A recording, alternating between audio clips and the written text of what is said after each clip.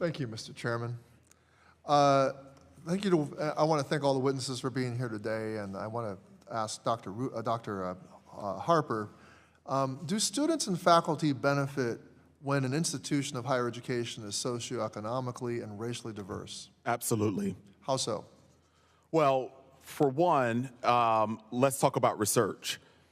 When there is diversity represented among the researchers, people are able to bring different points of view, for sure, but they're also able to bring, different considerations for groups that otherwise would not be top of mind for researchers. And ultimately, really good researchers might produce research that ultimately has negative impacts on the forgotten about population. So it is really important to have people at the table to hold us accountable for thinking about Americans who make institutions diverse. So that's one. Secondly, this whole notion of prejudice reduction.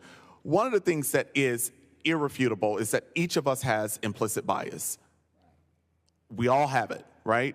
But that implicit bias is reduced as we have more sustained, meaningful interactions with people from different groups. So, that helps us to not go into, say, students, right?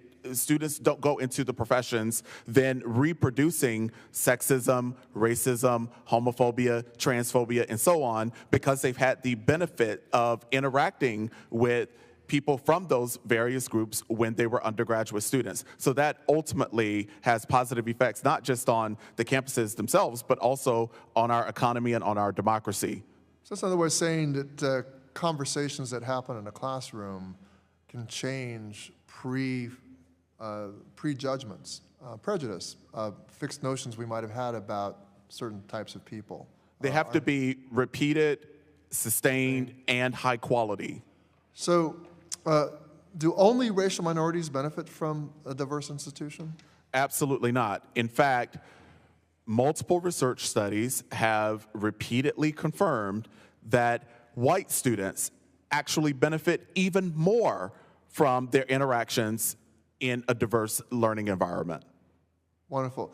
So why might an institution want to cultivate a student body, faculty, and curriculum that intentionally includes diverse perspectives? Because that institution would not want to be responsible in sending college graduates into the world underprepared to live, learn, and work and lead diverse teams, right? I think higher education institutions really have a responsibility to ensure that students are prepared.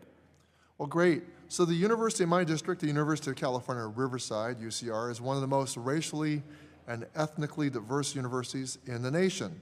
And I'm proud to say was ranked #1 in the United States for social mobility of its graduates. A large portion of UCR students are low-income, first-generation college students, student veterans, transfer students, and/or racial minorities. University of California, Riverside's success is in part due to the robust support that these students get as they navigate college, including through the campus ethnic and gender centers, the Veterans Resource Center, and funding programs and more.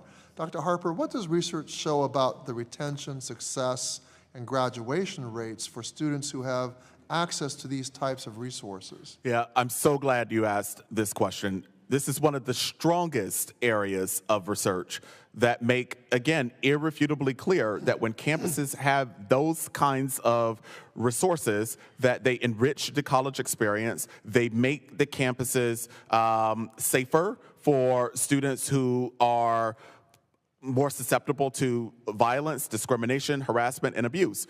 They become spaces where students can go for affirmation, they could go for a sense of belonging, so on and so forth. So those kinds of centers and spaces are critically important to the retention and success of highly qualified, academically capable college students who make campuses diverse. I was going to ask you why is it important to make those resources available to students, but you've pretty much answered that question.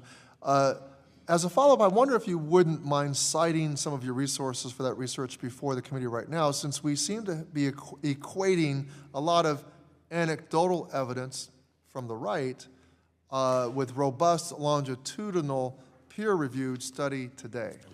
Sure. In the 2 seconds that we have remaining, I will just say that there are 3 books that are about this big, titled How College Affects Students. Pasquarella and Terenzini were the original authors, and Matthew Mayhew at Ohio State and his colleagues produced the 3rd volume. These are compendiums of research, peer-reviewed studies that consistently and increasingly show the educational benefits associated with diversity, equity, and inclusion in higher education. Thank you, Mr. Chairman. Yield back, and I appreciate your forbearance. Thank you so much.